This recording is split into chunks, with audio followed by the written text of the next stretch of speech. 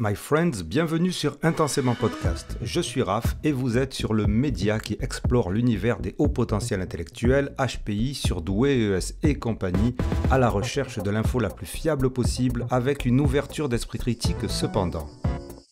En 2019, Catherine Cuche, docteur en psychologie et psychothérapeute, avait sorti un article très court sur LinkedIn expliquant que les mots utilisés sont fondamentaux et qu'il était important de ne plus utiliser la terminologie diagnostique au sujet du haut potentiel intellectuel qui, comme chacun le sait, n'est pas une pathologie. Tout de suite, une interview cash d'une autre neuropsychologue engagée elle aussi pour faire changer les mentalités à ce sujet, Hélène Jacques. Je vous rappelle que cet épisode est sponsorisé par les contributrices de ce podcast qui ne vit que grâce à vos dons et que si vous voulez m'aider à continuer à transmettre le message et la connaissance sur ces sujets, vous pouvez vous aussi faire une donation. Il y a un lien unique, je vous en remercie intensément. Et tout de suite, l'interview d'Hélène Jacques. Hélène Jacques, bonjour, bienvenue sur Intensément Podcast. Merci. Peux-tu te présenter ? Donc moi je suis belge, psychologue donc spécialisée en neuropsychologie. J'ai d'abord commencé mon parcours après mes études universitaires dans la recherche puisque mon objectif était de faire un doctorat et donc j'ai pendant 5 ans travaillé à l'université. Alors pas du tout en neuropsychologie, je le précise.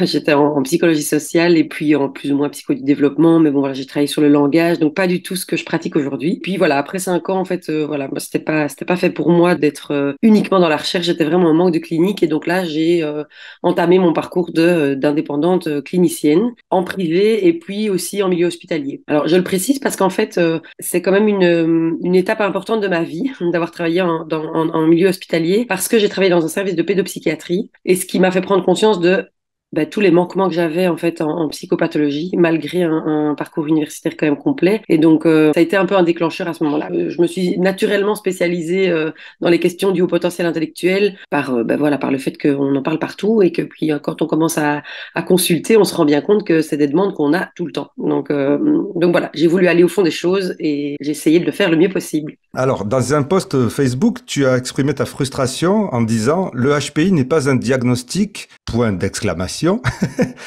Mais qu'est-ce qui est si compliqué à comprendre ?» Grrr. J'ai bien aimé le grrr, moi. Ouais. Alors, qu'est-ce qui t'a poussé à faire ce post et quelles sont les principales idées que tu souhaitais transmettre à travers ce post ? Je suppose que c'était pour les gens qui étaient déjà au courant de la situation. J'ai pensé 1000 fois, voilà, j'ai manqué d'énergie. Pendant les 2 dernières années, j'ai eu pas mal de boulot et donc j'ai laissé ça un peu de côté, mais c'est un sujet qui me tient à cœur et qui a tendance à m'agacer terriblement aussi. Pourquoi j'ai mis ça? C'est parce que en consultation, en fait, on reçoit des gens qui arrivent et systématiquement, quand ils parlent du HPI, ils parlent de diagnostic. Alors, il faut savoir que c'est pas un diagnostic. Donc, d'un point de vue, si on prend le terme diagnostic en santé mentale, c'est pas ça. C'est pas repris dans les manuels de diagnostic, dans le DSM, dans la CIM. Enfin, voilà, c'est pas considéré comme tel, puisque en fait, il n'y a pas de symptômes. On n'a pas aujourd'hui une liste exhaustive de symptômes ou de particularités qui sont liées au HPI. Et en fait, le problème de ça, bon, c'est peut-être un peu psychorigide de s'agacer sur un terme, mais en fait, c'est ce qu'il y a derrière qui est vraiment problématique. C'est que en se voyant comme étant diagnostiqué, on se voit forcément comme étant avec une pathologie. Et en fait, le problème, c'est que comme on n'a rien en fait comme particularité pour le HPI, en tout cas, on n'a pas la plupart des mythes qu'on voit passer sur Internet. En fait, on n'en fait rien après. Donc, c'est des gens qui vont errer au niveau parfois thérapeutique parce que ils savent pas. En fait, ça règle pas le problème de dire que ils ont un HPI. On leur fait croire que, on leur dit voilà, c'est vraiment tout ça, c'est à cause du HPI. Et puis en fait, moi, je les récupère souvent après. Alors, je sais pas, peut-être que c'est parce que avant ils osent pas, ils préfèrent aller là où tout le monde va. Ben Ce sont parfois des grands centres, soi-disant spécialisés, où on peut être sûr à 90% qu'on sort de là avec un HPI. Mais le problème, c'est que ça règle pas le problème. Et donc, en fait, c'est des gens qui finalement restent dans leur souffrance parce qu'on leur a jamais posé la question de quelle était leur souffrance réelle. Et donc voilà, donc c'était un coup de gueule pour relancer un peu la machine. La preuve étant, c'est que ça marche puisqu'on est là aujourd'hui à en parler, même si j'ai pas encore tout à fait l'énergie et le temps disponible pour, mais en tout cas, j'ai lancé 2, 3 petites choses. on en parlera après, mais entre autres aussi avec Sophie Brasseur et Catherine Cuche qui continuent de bosser là-dessus. Donc voilà, il va y avoir des choses qui vont bouger, j'espère. Ça prendra le temps qu'il faudra. Tu mentionnes Catherine Cuche, donc j'ai retrouvé, puisqu'elle elle le fait circuler, un court article qu'elle avait fait sur LinkedIn où elle disait la même chose que ce que tu dis en fait, en gros. Et c'était en 2019. Donc je me demandais si selon toi la situation avait évolué ou ça avait empiré ou il y avait une prise de conscience quelque part. Ouais, alors, donc je précise, c'est moi qui dis ce qu'elle dit. Hein. Je ne me permettrai pas de penser que Catherine Cuche répète ce que je pense. Je suis l'élève, je ne suis pas le maître, loin de là. Donc, effectivement, voilà, moi, j'ai pas mal suivi Sophie Brasseur et Catherine Cuche. Enfin, j'ai suivi, entre autres, une formation qu'elles ont proposée à l'université à Louvain-la-Neuve en Belgique. Voilà, effectivement, je suis assez raccord et puis tout à fait en confiance avec les données qu'elle propose. Alors, à savoir, est-ce que c'est pire ou pas? En fait, moi, j'ai le sentiment que ça se déplace un peu. Donc, j'ai quand même l'impression il y a un peu plus de gens, mais alors c'est hyper biaisé. Moi, je vais vous parler de ma pratique. Il y a de plus en plus de gens qui arrivent et qui peuvent dire, oui, je sais, c'est probablement pas le HPI. Mais malgré tout, il y a toujours pas la compréhension de pourquoi c'est pas le HPI derrière. Donc, moi, je pense qu'il y a quand même encore une grosse incompréhension sur qu'est-ce qui est juste, qu'est-ce qui ne l'est pas, qu'est-ce qui fait aussi, je pense que ça c'est compliqué dans mes consultations, je commence souvent par là, c'est de rappeler pourquoi on en est arrivé à penser toutes ces particularités. Et donc, et ça d'ailleurs Catherine Cuche l'explique très bien, elle rappelle que à un moment donné, enfin, il y a deux choses. D'abord, il y a les premières études qui ont été faites, qui étaient en fait, quand on regarde les méthodologies de recherche, c'est un peu cata au niveau du billet. Enfin, il y a un gros biais de recrutement en fait. Donc, on étudiait des personnes qui consultaient, qui étaient parfois même en psychiatrie. Donc, forcément, on s'est retrouvé avec des grosses particularités. Ça, c'est une première chose. Et puis la deuxième chose, c'est qu'on en a parlé de plus en plus parce qu'à un moment donné, on s'est rendu compte que ces jeunes avec un haut potentiel intellectuel, effectivement, au niveau scolaire, ils pouvaient avoir de l'ennui, avoir un besoin voilà, d'être pris en charge différemment. Et donc, on a dû un peu grossir le trait pour qu'ils soient entendus. Et le revers de la médaille de ça, c'est qu'on en a fait quelque chose de négatif, alors que pas du tout. A priori, ben voilà, il y a plutôt un bon pronostic pour les personnes avec un HPI au niveau et scolaire et professionnel. Donc, mais voilà, ça a été mal interprété et puis on a été peut-être un peu victime voilà, de la volonté d'avoir mis ça en évidence. Donc, je pense que voilà, ça bouge. Je sais pas si c'est encore, enfin, c'est loin d'être parfait, ça c'est sûr. Ça se déplace aussi. Moi, je pense que maintenant on parle de plus en plus de HPE. Alors oui, alors là, du coup, on peut, hein, parce que Ça, c'est on autre parle chose. d'intelligence, voilà. Et donc l'hypersensibilité, tout ça. Alors évidemment, hein, je dis pas qu'il n'y a pas des personnes hypersensibles, tout comme je dis pas qu'il n'y a pas des personnes avec des niveaux intellectuels extrêmement élevés. J'en ai justement eu un cette semaine et franchement, ça n'arrive pas souvent. Ça existe, c'est sûr. Après, c'est de nouveau qu'est-ce qu'on en fait en fait et dans quoi est-ce qu'on intègre ça. Moi, c'est ça allez, ce qui me tient à cœur. Dans ta pratique, dans ton cabinet, en gros, par rapport au nombre de personnes qui viennent te consulter pour un HPI, il y en a combien qui ont un HPI? Oh, c'est une bonne question. J'ai jamais fait le calcul, mais j'ai pensé cette semaine parce que j'ai un vrai homogène, quoi. Donc, avec voilà, avec des indices au-delà de 130, enfin, en tout cas dans les intervalles de confiance qui touchent le 125-130 à toutes les échelles. Ce qui est très rare, donc. Franchement, je sais pas depuis quand ça m'est pas arrivé, quoi. Vraiment. Et donc oui, ça reste rare. Des évaluations intellectuelles, j'en fais quand même presque une par jour parce que je travaille dans un centre pluridisciplinaire où on a besoin parfois simplement d'aller vérifier une déficience. Donc, je vais dire 3 par semaine, quoi. Ouais. Mais donc, c'est quand même pas rien. Et après, oui, j'ai des jeunes avec des zones de haute potentialité parfois qui vont développer vraiment la sphère verbale. Mais de nouveau, alors ça, c'est en mettre en lien avec d'autres choses. J'ai pas mal d'anxieux qui développent la sphère verbale de manière assez impressionnante. Bon, après, de nouveau, je parle juste de ma pratique, donc je peux pas faire des généralités de tout ça. Et c'est là le gros piège, en fait. C'est que si je commence à publier juste ce que je vois dans ma pratique, je vais rentrer exactement dans tout ce que je veux pas, en fait. J'ai l'impression que pour toi, un véritable HPI serait quelqu'un qui serait forcément homogène, non? Non, alors non, parce que justement, on parle hein, de zones de haute potentialité, c'est plus juste en fait. Hmm. Après, c'est aussi intéressant d'aller voir quand il y a des grosses hétérogénéités, quand même, ce qui se passe justement au niveau plus de la personnalité, de la façon dont la personne s'est construite. Et là, du coup, en fait, ça nous ressort à nouveau de cette étiquette HPI en fait, parce que Oui. probablement que c'est ça qui explique les difficultés du quotidien. C'est pas le niveau intellectuel. Là, on touche aux particularités de la personne. Exactement. Et donc, chez toi, dans ton cabinet, le genre de problème dont tu parles justement, le problème du diagnostic HPI, tu parlais du fait que ça avait des répercussions concrètes chez les gens. Et qu'est-ce que tu vois chez toi dans ton cabinet comme cas concret? Ouais, alors bon, j'en ai un gros dont je t'ai parlé, je pense, mais je vais commencer d'abord par un autre parce que c'est quelqu'un que j'ai eu hier.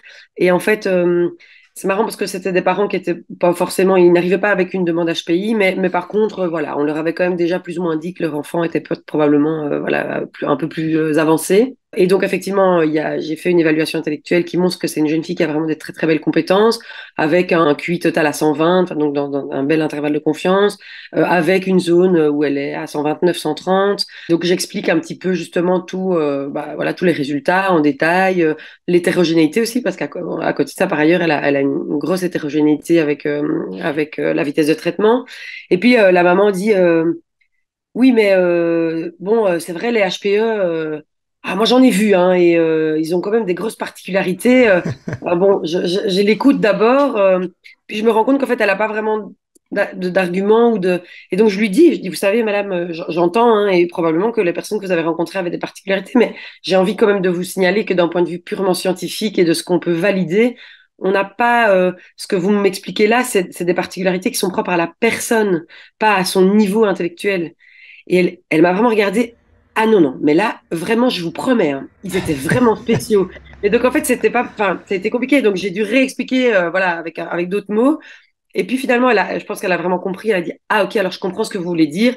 Mais j'ai dû vraiment insister sur un peu la dissociation entre le score d'un test de QI, le niveau, voilà, mesuré, et la particularité dont on parle de la personne dans son quotidien, quoi. Là, elle parlait de personnes qui étaient inadaptées, qui avaient des problèmes vraiment au niveau émotionnel. Donc voilà, donc ça c'est quand même une problématique qu'on rencontre quand même, je trouve souvent. Et alors plus grave, et donc ça c'est quand même quelque chose aussi qui m'a remis il y a quelques mois un peu dans le bain de me dire là il faut qu'on continue vraiment à bouger. C'est une jeune fille qui a été justement faire une évaluation intellectuelle dans un de ces fameux centres qu'on a chez nous en Belgique, soi-disant spécialisés mais fort douteux. Et en fait, voilà, elle avait des problèmes aussi de concentration, beaucoup de mal à se mobiliser, etc. Donc c'est une jeune adulte, hein, et je n'ai pas moi fait l'évaluation intellectuelle puisqu'elle avait déjà été faite. Et puis surtout, je suis partie du principe que ça devait être vrai, puisque je ne peux pas remettre en question non plus tout ce que mes collègues font. Mais par contre, j'ai proposé une analyse comportementale, donc vraiment là plus avec ma casquette neuropsy, de dire ben, on va aller essayer de voir est-ce qu'il y a une hypothèse de TDAH ou pas, est-ce que les plaintes sont de cet ordre-là. Et puis en fait, très très rapidement, voilà, j'ai pu tout à fait mettre en évidence qu'on n'était pas du tout dans un TDAH. Et bah, alors moi, l'hypothèse finale, alors je peux pas la confirmer, je suis pas médecin, donc j'ai réorienté vers un collègue psychiatre, mais c'est qu'il y avait vraiment une hypothèse de trouble du spectre de la schizophrénie. Donc on était vraiment quand même avec des problématiques graves. Enfin, c'était une jeune fille qui était en réelle souffrance. Par certaines manifestations en fait de ce trouble, enfin que moi j'ai émis comme hypothèse en tout cas, à confirmer, hein, mais les premiers échanges que j'ai eus en tout cas avec le psychiatre avaient l'air d'aller dans ce sens-là. Donc voilà. Mais le problème c'est que si on s'était arrêté à juste ce HPI, parce que donc elle est arrivée vraiment avec l'idée d'un diagnostic, hein, tout ça c'est parce que je suis HPI depuis que je suis toute petite, etc. Ben on serait complètement passé parce qu'à côté personne n'avait proposé une analyse comportementale. Donc personne. En fait quand je lui ai demandé mais à qui avez-vous parlé de elle a des hallucinations quand même très très fortes auditives visuelles.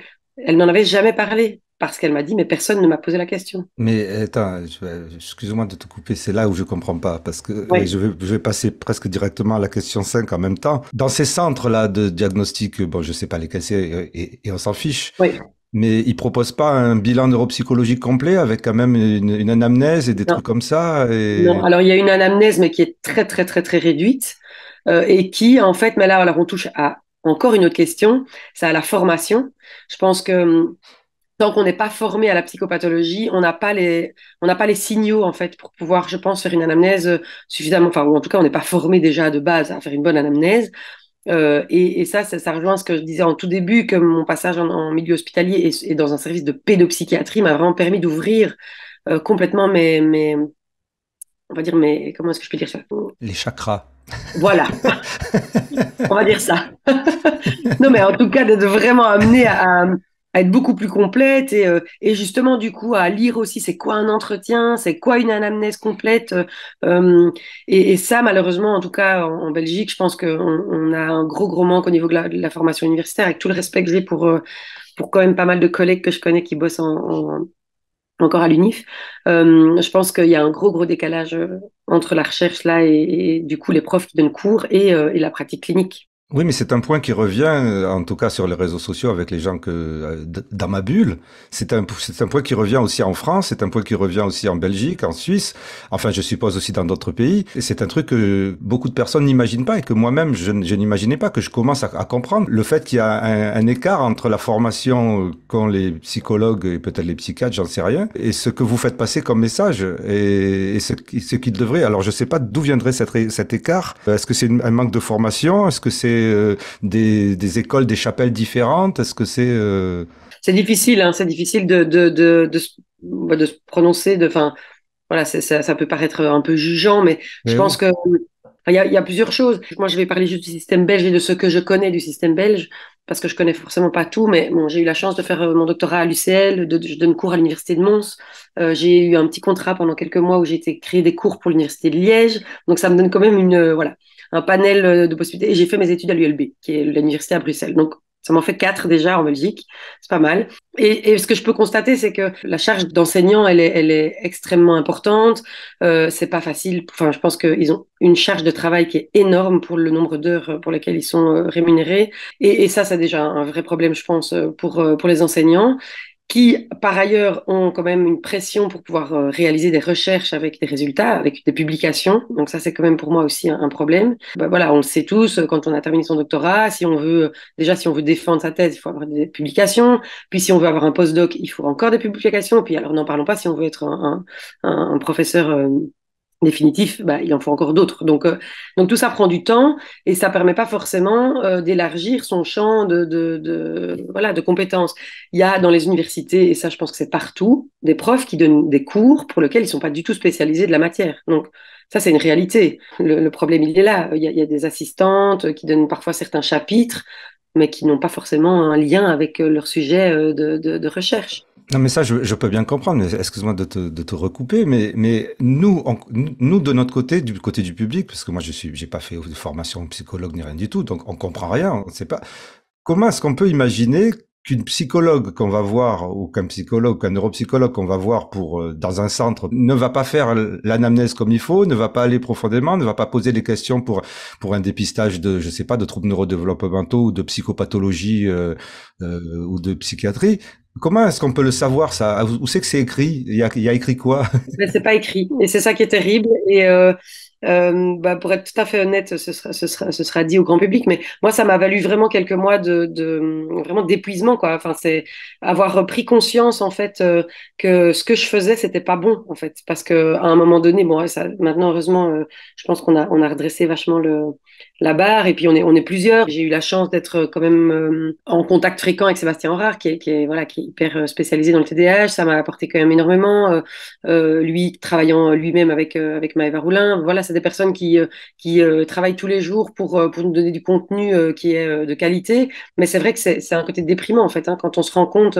Ben voilà, moi, j'avais à l'époque pas encore 40 ans, mais tout juste presque, de se dire, ben zut, en fait, qu'est-ce que je fais? Qu'est-ce que je fais? J'ai manqué. Est-ce que c'est moi qui ai manqué à un moment donné d'esprit critique, de me rendre compte? Je pense pas. Et j'en parlais avec une jeune diplômée il y a quelques jours qui disait, mais quand on sort de l'UNIF, on se croit, on se croit au top en fait, parce qu'on fait confiance, parce que l'université, ça reste le niveau ultime, entre guillemets. Enfin, en tout cas, c'est les croyances, c'est que la formation, c'est la meilleure. Mais en fait, malheureusement, je pense il y a un vrai problème de ce côté-là et j'espère que ça va bouger. Enfin, je pense, en tout cas, moi, j'essaie d'aller, en tout cas, mettre ma petite graine là où je peux. Et j'ai bien vu, entre autres, ben, voilà, à Mons, moi, j'ai carte libre j'ai la chance d'avoir voilà, le doyen qui m'engage, qui me fait toute confiance. Et donc, je vais injecter un petit peu de ces informations-là et de ces données-là. À Liège, même chose. Je pense qu'on a fait du chouette boulot. Donc, c'est des étudiants c'est des nouvelles générations qui vont avoir quand même ce contenu-là. Si je reprends moi mon exemple de quand je suis moi sortie de l'université, j'ai pas eu un seul cours de psychopathologie. C'était des cours d'option. Et comme j'étais passionnée par la neuro, j'en ai pas pris un. Ben voilà, c'est QFD, quoi. Comment on peut être un professionnel sans avoir eu le moindre cours en psychopathologie? Ça, pour moi, c'est inimaginable. Ou en tout cas, au moins, une ouverture au diagnostic différentiel, quoi. D'accord, c'est dingue alors moi à chaque fois je tombe des nues à chaque fois mais bon et alors selon toi le nombre de psychologues ou je sais pas neuropsychologues ou j'en sais rien qui sont dans votre prise de conscience, c'est une majorité, c'est une minorité? Enfin, c'est difficile à dire. J'aurais envie de rêver de dire qu'il y en a de plus en plus et que, enfin, je le vois quand même, hein, il y en a vraiment de plus en plus.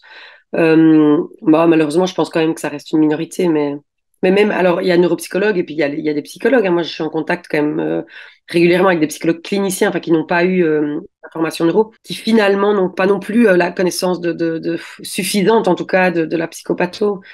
J'ai un cas aussi une jeune où voilà, la psychologue me l'envoie parce qu'elle se demande s'il n'y a pas un trouble de l'attention. Et puis moi, après peu de temps, je me dis, mais cette jeune fille, elle a quand même quelque chose de la psychose. Enfin, bon, on parle plus vraiment de psychose, mais il y avait vraiment un côté un peu délirant, quoi. Et cette psychologue continue de me demander si je suis sûre enfin, elle me dit, OK, je suis tout à fait d'accord, mais donc, quid du TDAH? J'avais dit, ben, est-ce que vous avez compris ce que je vous ai dit là? Je suis en train de vous parler d'un autre trouble, donc potentiellement, c'est pas une comorbidité, enfin, je veux dire, c'est deux choses différentes, mais je pense que c'était pas clair déjà pour elle. Donc, ça arrive. À côté de ça, il y en a plein des super psy, je pense enfin, psy et neuropsy, enfin, voilà, Mais là, pour moi, ça m'engage à une question que j'avais pas prévue. Et effectivement, là, tu parles de pathologie qui serait plutôt psychiatrique. Oui, effectivement.